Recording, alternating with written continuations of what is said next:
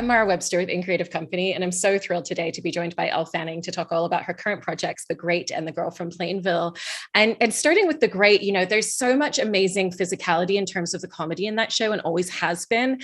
And I feel like this season and watching it, you really got to play around with different aspects of Catherine as a character in that regard, because the power balance is completely shifted. When she walks into a room, she's the person that holds the power rather than trying to gain the power. And so even the interactions that you have with Nicholas Hoult throughout the show as well, that kind of physicality in terms of the demeanor and scenes together is also very different. So I was really interested in how that allowed you to play into a lot of different spaces physically with her this season. Yeah, that's interesting. That's very true. I mean, obviously, like the first season was very much about Catherine, planning this coup and trying to get the power. And I think second season is kind of answering that question. Okay, once you have the power, are you going to be good at having the power? Are you, how are you going to use that power? And with the physicality, also what kind of sprang to mind was obviously the pregnancy of it all in the second season, which I was excited to get to kind of incorporate the pregnancy into my acting, because I think like tonally what the show does so well is we always kind of cut very traumatic or very emotional moments with kind of something that's bizarre or something that's there that is funny. And I think using even like the pregnancy waddle, or that I'm, craving dirt and rose petals and rusty nails, and like during, high stakes political discussions like that, having the pregnancy kind of bubbling as like a comedic through line throughout was something I was excited to use. And I think I've grown into getting more used to using like the physicality and physical comedy. I've grown into maybe not being as embarrassed to show that, because I think the first season I was kind of new to the comedy aspects of like telling a joke and hitting the punchline. And then second season, I was like, let my like freak flag fly. I was like, I'm going for this, and I'm not going to be embarrassed. And I'm really going to try the big expressions or the big physicality moments, even if they aren't totally always in there. They don't make the edit. But I think all the cast, I think we were a bit more daring, because I think seeing the first season, we realized we can really push this show is pretty far, and people will accept it because of the world that Tony's created. It's so bonkers that you kind of just believe anything, which is fun. It's like, that's one of the things that like audiences respond to the most in the show, but also seems like makes it the most fun project to work on as a performer, because you don't have those parameters in the same way that you do with other characters and other projects. But I was actually interested, because it is such a broad spectrum, tonally, comedically, dramatically, what do you feel are the parameters within Catherine as a character that you still try to play within? I think she has to always come from a very genuine, truthful place. I think you have to, at least for me, Catherine was kind of the audience, weirdly, like in the first season, of like by kind of being dropped into this crazy world. And she was like the straight man in a way. And then now, as she's gotten to know the country a bit more, she's kind of becoming one of them, which I'm excited for even like the third season to push that more. Because I almost, and Nick and I talk about this a lot, like I do think that Catherine and Peter, they're so complicated because they actually are kind of the only ones that do understand each other in this world. And they're the only ones that have had to rule this country and kind of learn the ins and outs of it. So it's really, it's playing you just have to believe it. You have to believe the crazy scenarios, and be truthful and have emotional weight. Like, I think that the very high stakes and, sad moments like have to be believed and have to be really palpable for the audience to care. Because we are a comedy, and it's very dark and witty and has that, and very rambunctious. But at the same time, I think like this season was also so emotional. Like it was very, very emotional. as well. And you have to just kind of live in that world and, just and believe it, the emotional weight has to hold up. That's something that Tony always says to us. So. It really does hold up. And one of the things that I love in terms of that myriad of tone is it's not that a singular scene is one tone, the next is the other. Sometimes it's all within the same moment. And the moment where, Peter abdicates and she realizes that she's able to take over in terms of power and control is like such a great example of that in terms of your performance specifically. And I was interested in how you approach a scene like that, where it's a very internalized moment for her as a character, and you're trying to capture that entire trajectory of what that means. She's just achieved everything she's been trying to achieve throughout the first season, but also is immediately grappling with the ramifications of what it means to get everything you've ever wanted. Completely. I mean, I think she's such a, a very romantic person, very,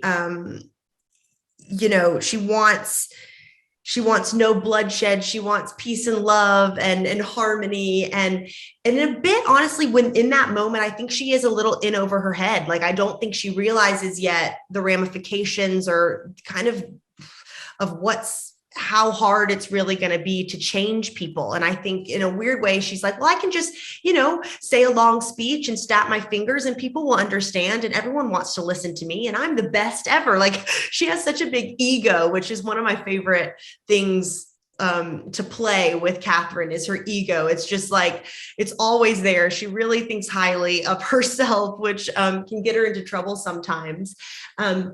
But that is, that one moment where it's like, Peter's like, he's hungry and he just like gives it up. And you're like, wow, we've worked so hard for this moment. Is it everything that am I going to be able to live up to the person that, she wants to be and the ruler she wants to be? And I think that question is like, the jury is still out on that. Actually, I think, she faltered a lot in the second season. And that's something of why I love playing Catherine so much, is that she's very complicated and messy. And of course it is, has,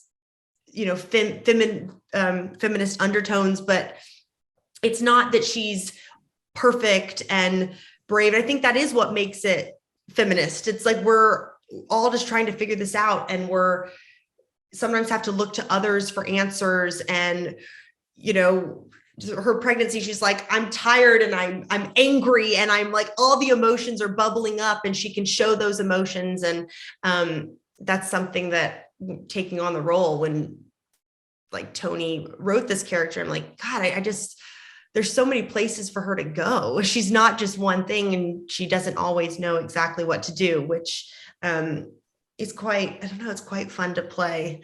Sometimes her mania and how her big kind of speeches that she thinks, I'm going to make a huge impact. And then it's like, so I can't just snap my fingers and this happens. So that it's always interesting to play those different beats. I mean, in terms of that romanticism and the ideas that she has against the actuality, it's also so great to watch her go through this journey where, she's been completely, reviled by Peter's behavior as a leader in the past, but she kind of realizes that there's certain aspects that she has to start doing for herself. And even to the point where she ends up taking a life, and there has to be a premeditation to that moment as well.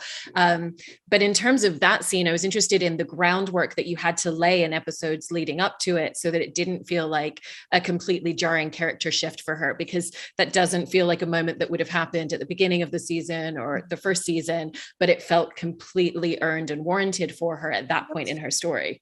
Thank you. I think, it's funny the way that kind of Tony also writes, because you don't get all the scripts all at once. So we have an overview of basically kind of what's going to happen in the season, but that can also change throughout while we're filming. So when we get kind of 2 scripts at a time and we block shoot and film 2 episodes at once.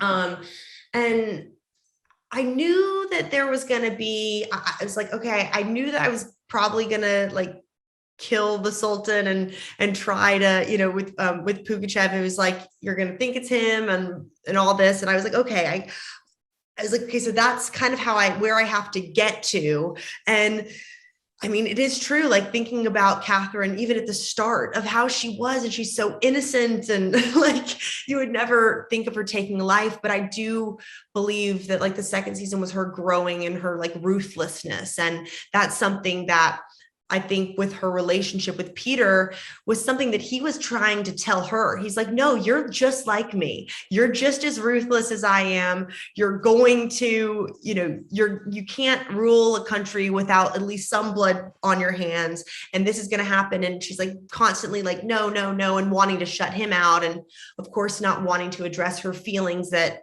her love that she has for him, that she's constantly trying to push down. And we talked, I don't know, we talked a lot about how to kind of get her there. I think she is still very regretful of those things that she has done because she didn't want to rule in that manner, in that way.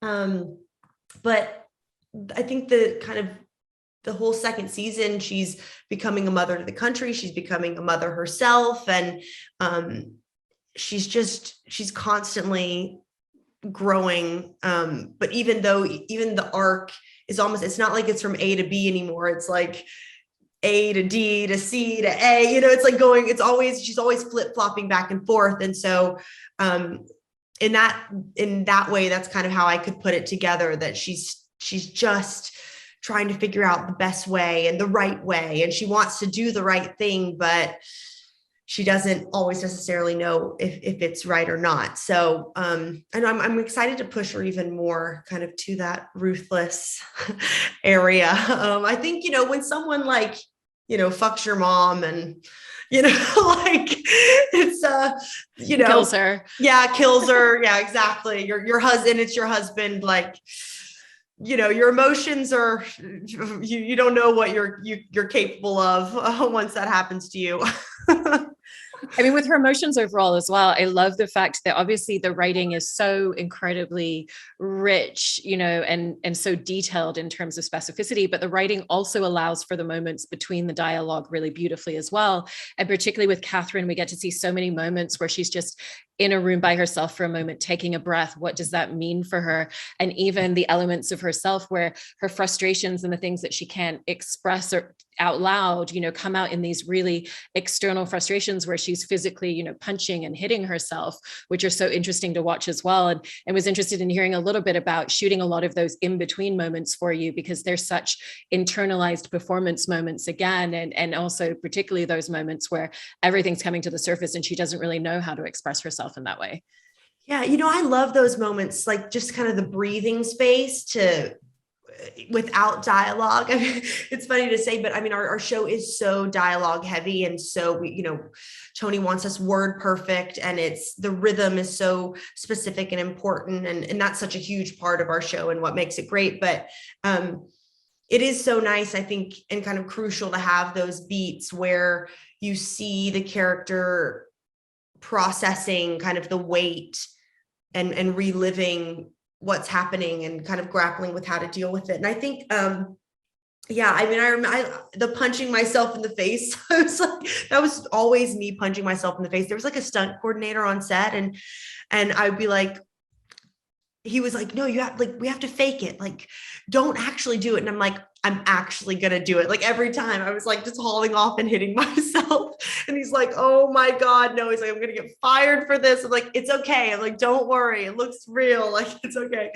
But it just shows, I think, especially, well, that's starting out also with, losing Leo in the first season of her great love. And I think Catherine, as a person, she's always looking for that great love. I think a huge bit of it is Russia and is the country itself. But also kind of romantically, her wanting to find that and losing him, that was kind of carrying over, of course. And, but anytime, I think she can get quite overwhelmed, like as a person. And I can relate to that. Like I'm very passionate. I can get very overwhelmed and stressed about things. And it's like, I just need an outburst. But I'm happy that those kind of, those areas to breathe are also in the show for many characters. It's like a nice reprieve. I'm like, I also love it because on the day I don't have to memorize anything. Like, that's nice too. And obviously, you were bringing up one of the key storylines, which is that Peter fucks her mother and then kills her. And Yes. I actually wanted to ask you about the delivery of the line in that final episode where she's like, I have 5 points to make, like you fucked my mother, and just repeats it 5 times, because I love moments like that where there's so many different ways that you could deliver those lines and play them in the moment. And so was that something where you played around with different possible directions for each delivery, or did you really find that in the moment in terms of the delivery of each time where she's repeating this one thing? Because it's also, there's the comedy in the fact that she never mentions the fact that he killed her as well in that moment. Yeah, that's true. He's like, I don't care that you killed her. You fucked her. It's even worse. That's funny. I remember that day was a very special day. It was very close. It was, our shoot was almost 9 months, especially COVID also prolonged things for the second season. It was quite intense, and also being kind of in lockdown and not able to go out and kind of blow off steam, with such an intense show to shoot. Because it just is so long, and like it's light that it's fun, but the work is very challenging. Just with everything, getting ready each day, the 2 hours before with the corsets and just all of that. It does something to you mentally. And that scene was it was almost like the last day. And I knew, God, it was such an important, like that whole wedding was so important. And we had these speeches to make, Nick and I, to each other. And we actually shot our close-ups at the same time. We had 2 cameras going. So we were both like doing our close-ups, like looking at each other.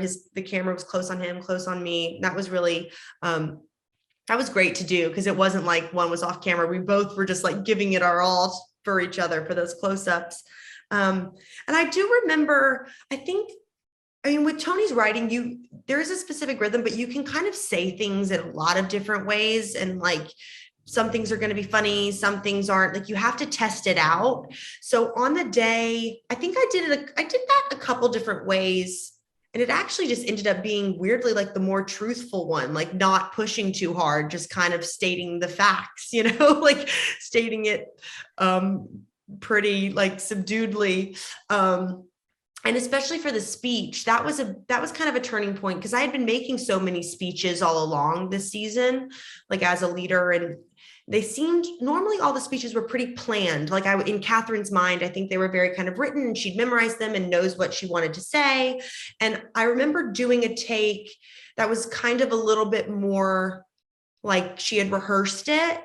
And then I think it was like Colin and Tony. Colin was the director for that episode, but they had kind of come to me and said, like, I think this is not that moment. Like, I think this is a time where she's off the cuff, and like, she's not, she's finally realizing that her big rousing speeches aren't going to do the trick here. And it has to come from the heart, even though obviously she's planning to kill him after this. So there's, in the back of my mind, I was like, right. So it's a little off the cuff, and she's realizing these realizations while she's saying them, but then it's also like a goodbye speech to him. And so that was kind of my mindset. I was like, it's also her like kind of saying goodbye to him and kind of accepting this is the way that it's going to be.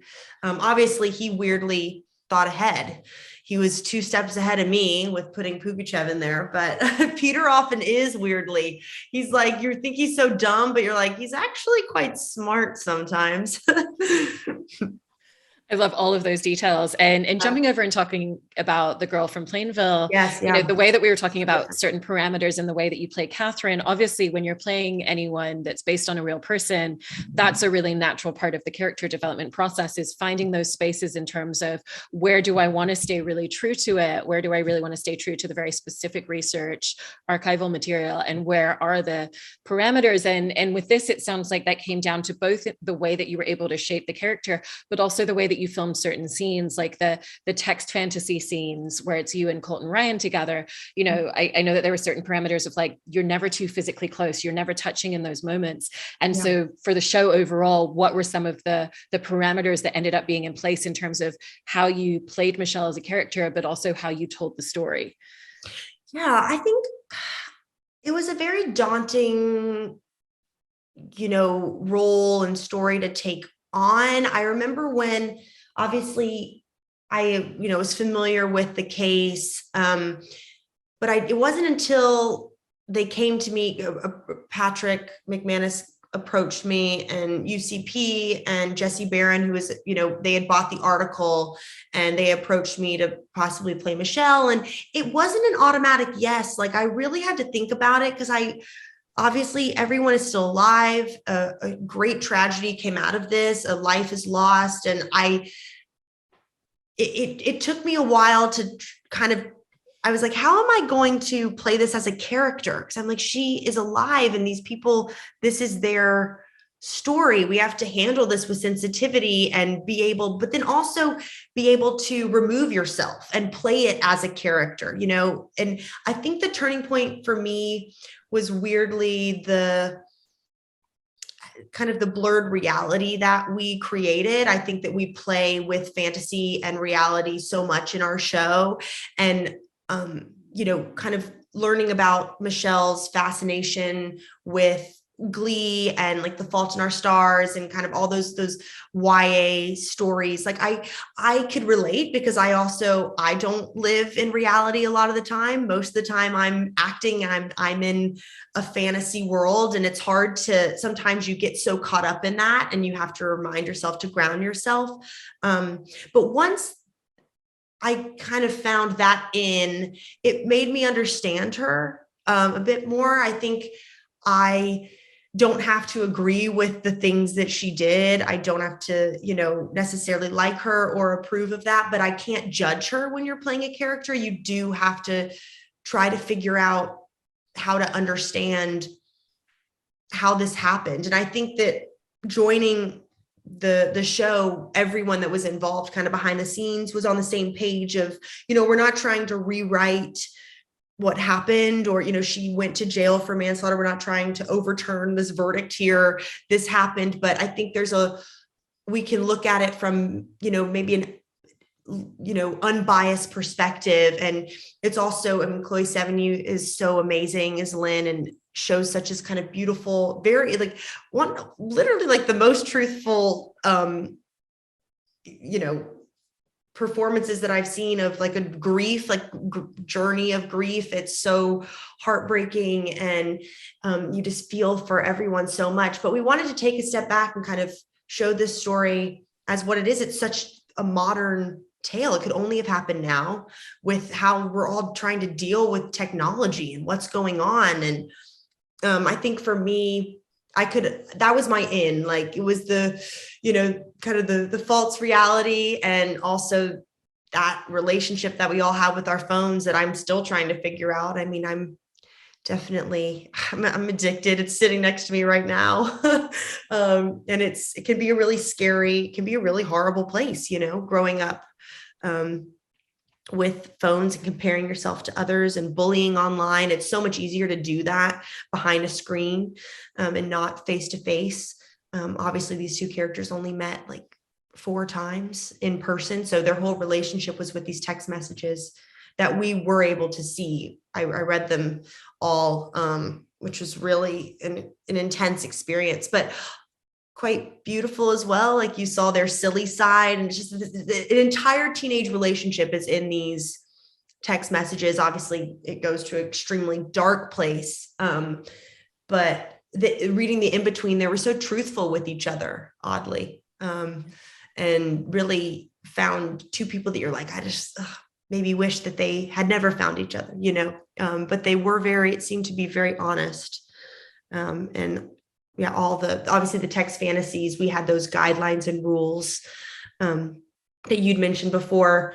Because I'm like, okay, especially too, I was like, this is a texting show, but I'm like, how uncinematic is it to watch 2 people just like sit and text? So we had to figure out a kind of device to use, which I think was a nice thread, throughout the show, and you got to see their relationship, and also show, like, as texting is a lot of the time, how they interpreted what they said. Because I think, Colton and I worked on, I'd be playing one emotion and interpreting his words in a different way. And so it was a real like an acting exercise in kind of your present, but also really in your own world, and don't have to necessarily be so present and reacting to the other person, because we couldn't touch, and we were looking at each other, but we were kind of in different wavelengths sometimes during those fantasies, which was fun. I talked a lot. No, it's all incredible detail. And I mean, to your point as well, that's kind of the smartest choice they've made in how they've told the story, is by having those moments to make it feel visually dynamic, because that is the challenge in this. Yeah. And it's also so fascinating in terms of what you and Colton had to figure out for those scenes, in terms of the tonality of like, what is the tone of these moments? Because you're not playing a real interaction between the two of them. You're playing something that's in both of their minds. And there's different dynamics to it. There's moments where they're texting each other and they're in the room together and they're both reading their texts out loud. And then there's moments like the dance sequence from Glee, which feels like that's very much from Michelle's perspective. That's something that exists within her head. And so that's a different tonality execution in terms of what you're doing performance-wise with Colton there. So how did you find the essence of what those scenes needed to be in that regard? We really kind of all the texts that we said were from the actual text. So I'm pretty sure that, they didn't change them at all. So they really pulled sections out of the conversations that they did have. I think it was really also kind of figuring out where each of our characters, what place they were at. Because I think, Colton he's so mind-blowingly good. Like, it was to be able to work alongside him and watch him and react to he was so heartbreaking, and you could just feel his pain is so available and it's so there and just coming off the screen, and you can read that. And I also think he was so beautiful at, layering that pain of when he's really in a deeper part of that pain, or possibly in a lighter part. I think we definitely had to weave that and figure out where we were. I think also, Liz Hannah, she's someone that she was one of the showrunners with Patrick, and I've worked with her quite a bit, and she's a really close friend of mine, and just kind of combing through each scene and figuring out also where Michelle's head's at, because she's a tricky character to play, because there's a lot of scenes that you could say she's very over the top in. And I had to, really trust people around me, because I'm like, well, are people just going to think I'm over the top, like acting, like overly dramatic? But as a teenager, that was the Michelle, at least that we created, that everything is the end of the world. And especially, I think loneliness is a huge part of our story, and that feeling of not having anyone and that desperation. So especially like in those text fantasies too, it's Michelle she'll say anything to just keep the person, keep their attention, and doesn't want them to go away from you. And so that driving pulse is was always inside me and always in me. But I was like, God, sometimes I'm like, am I being too over the top? Like, I had to it was calibrating all of that just right. It was interesting, especially playing with the grief, like the scene at the end, or the scene at the end of the pilot, the meta scene with me singing Leah Michelle with Glee. That was, it was such an interesting thing to play, because I'm like, I'm playing Michelle, who's kind of trying to mimic grief, but she's also grieving in her own way. Then of course, Leah Michelle is playing a character who's grieving her boyfriend, but she also is personally really grieving a loss too. So it was, when I read that scene, I was like, oh, this is going to be a challenge, but also was kind of one of the reasons I really was excited to do this part. Cause I'm like, that's a scene, that's like a once in a lifetime scene. You're not going to get that quite again. I'm not sure. In that calibration that you were talking about in terms of finding the right nuance for your performance, it's about that. And then it's also a calibration in terms of the way that the story is told and choices you're making throughout, in terms of not necessarily going for something that's going to be the most dramatic choice on screen, but something that's going to be the most truthful, grounded element as well. And so was there actually a real benefit into coming into filming this right off the back of The Great? Because I think you only had about 2 weeks between finishing season 2 of The Great and coming into filming this. because that's obviously a space where, you know, from everything we were just talking about, you're really having to always find the grounded truthfulness for your character in amongst the more heightened elements. And so was there a benefit to coming off of that show and into this in terms of finding that very specific nuanced calibration? Yeah, that's true. I think you just like, that's nice because you kind of found a common thread between the two, which I hadn't actually thought of much. But I guess, yeah, that makes sense. I did. I only had 2 weeks. It was such a shock to the system to go from the great to the show. I think it was beneficial though, because then if it was like another comedy or another, you would try to be recreating what you've been doing. So to have something so drastically different in comparison was really, I think, very helpful for me to just go to a different place altogether. But yeah, that's interesting. I do think in a lot of ways I had to ground moments, especially with Michelle, to that could be over the top to some, but are very real inside her body, and she's feeling it in a truthful way, but it might look a little bit, you know, obscure to people on the outside or a little bit bizarre. So maybe I was used to flexing that muscle. Yeah. And in terms of the court scenes as well, that was another place where there is more material on that. There's obviously the transcripts, there's certain video footage of certain moments from the trial as well. But performance-wise, what you're having to do in that moment is really play to active listening. You know, she's not able to express herself on the surface in those moments. She can't respond emotionally to things that people are saying. You can't really get that essence externally in terms of where she's at, in terms of her emotional trajectory, but you're still playing to it throughout. And so what were the challenges that came with those particular scenes, with the fact that you're also still not delivering dialogue through the majority of those moments? Yeah, the courtroom scenes were so interesting because obviously our show, it spans like 7 years. And Michelle also physically changes so much in those 7 years, personally changes so much. She really grows into this kind of hollow shell of a person, especially in the courtroom. She's really been beaten down, and her physical appearance is so strikingly different. She is wearing like a lot of her mother's clothing. The costume designer that we had on the show is so incredible, and she back searched on the computer and found all the same items of clothing that Michelle wore, like from, you know, Ann Taylor Loft, like at the exact shirts that she wore. I was in the same thing. So it's quite eerie, I would say. And also, I mean, knowing that, because there's no footage of her pre-trial really, like everything that's online is her in the courtroom. And people are very familiar with the way that she looked in those paparazzi photos in the court. But before that, you know, she looked so different. And she was voted most likely to brighten your day in high school, which is just so ironic.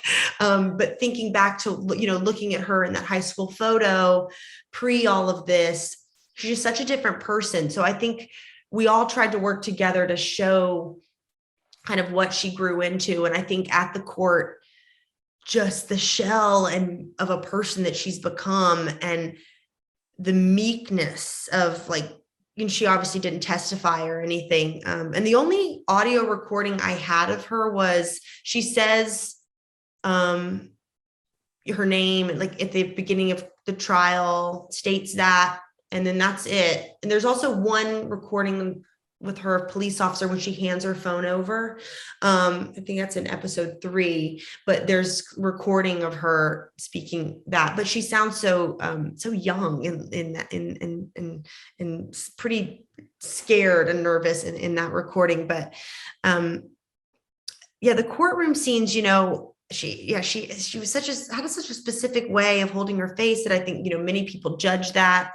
When you go back to, like, you know, Amanda Knox's trial, or kind of young women that are in the media at that time, they're so judged of if they're showing enough emotion, if they're not doing enough, if they're scowling, what they're wearing, you know, the color of their hair, what they look like, is so put on display. So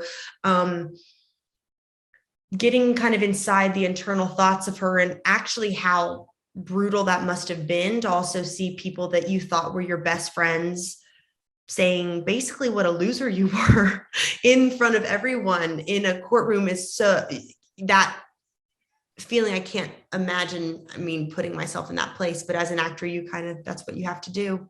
And again, yeah, not a lot of dialogue to convey, but I think it's kind of all, it's all in those moments. But we got to, you know, have the fantasy moment at the end with the teenage dirtbag of episode 7. I love that sequence, where another fantasy kind of lets her express her emotions, because she doesn't, you know, she's not doing that much in the court. So yeah.